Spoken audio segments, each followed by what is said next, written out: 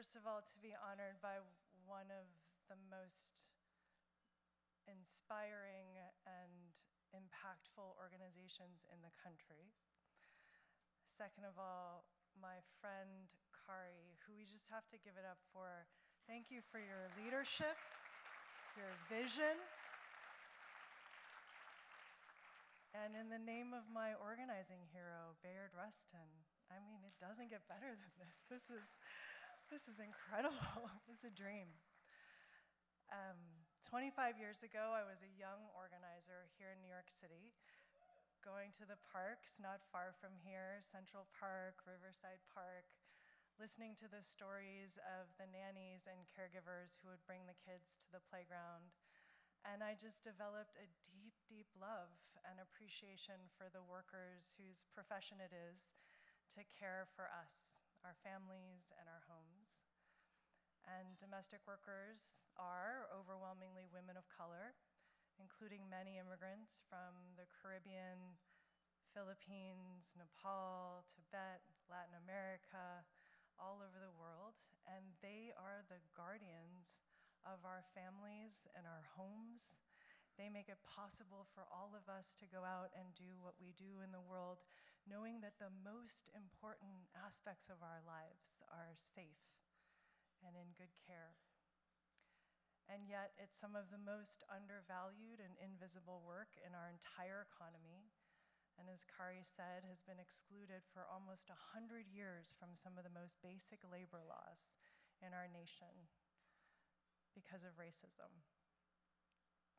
So 25 years ago, a small group of us, including Allison and Marilyn, who are here tonight,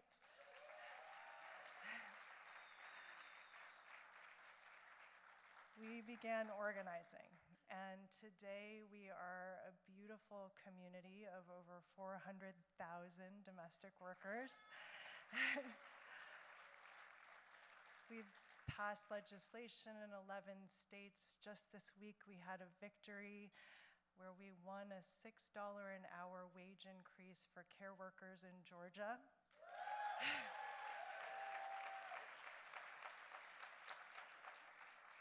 And we are fighting to win a whole new system of care in our country. That's right. And out of our exclusion, we built a home for the women who care for our families and our homes. Meanwhile, 30 blocks uptown, Kari and Jason and Cedra Sebastian were building, yes, give it up for Cedra and Jason. They were busy building a home for young people in Harlem. And when we first met at a meeting for young leaders, I was in awe of them. I remember thinking, where did they come from? They're so visionary and grounded and confident and clear. And as I learned more about their work, I realized that while it was different in a lot of ways, it was actually the same project. It was about investing in the people our systems had failed. It was about affirming their humanity and their potential, enabling hopes and dreams, and creating the context for them to be powerful. And it was about seeing value where others don't, about building power where others wouldn't. And with love and care, these incredible leaders have built an organization that cares for young people in a holistic way, as part of families, as the beating heart of this community, believing their dreams could part the sky for a whole different future for the community in Harlem. And a couple months ago, I went to visit their building in Harlem, and every inch of that building has been built with intention and care, from the soap to the quotes on the wall, to the art, to the food that nourishes and the garden that cultivates, to the people who work in the building and give the programs life. It is a dream come true. And listen, a lot of people have dreams. A lot of people have dreams.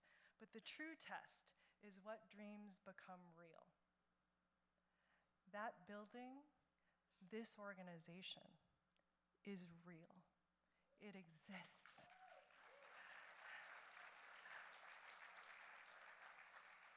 You can visit it, you can touch it, you can feel its impact right here in this room.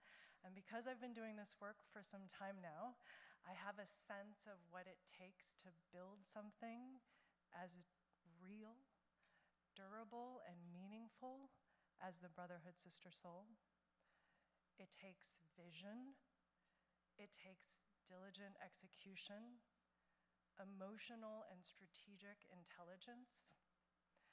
For leaders of color, there's actually not a lot of room for error, so it takes courage and endurance, and it takes a lot of love.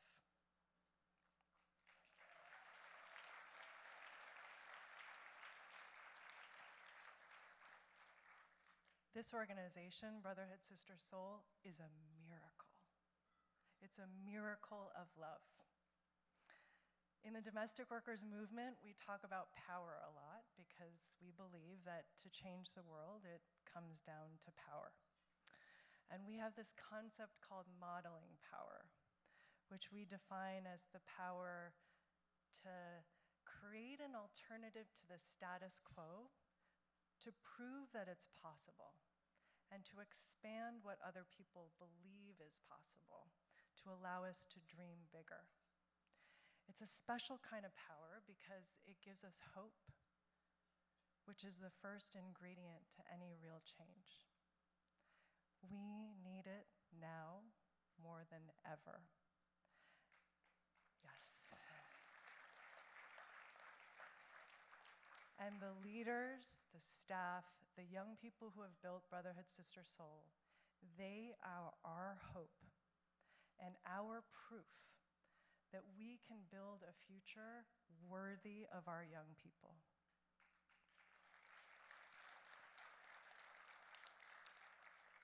And our job here tonight is to make sure they continue to succeed.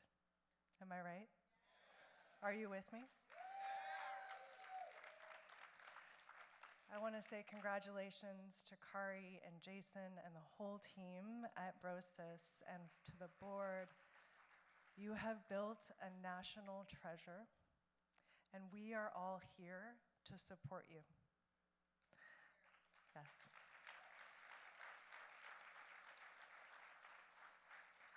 So to close, I just want to share the words of June Jordan, words that are painted on the wall of Brotherhood Sister Soul, the building in Harlem.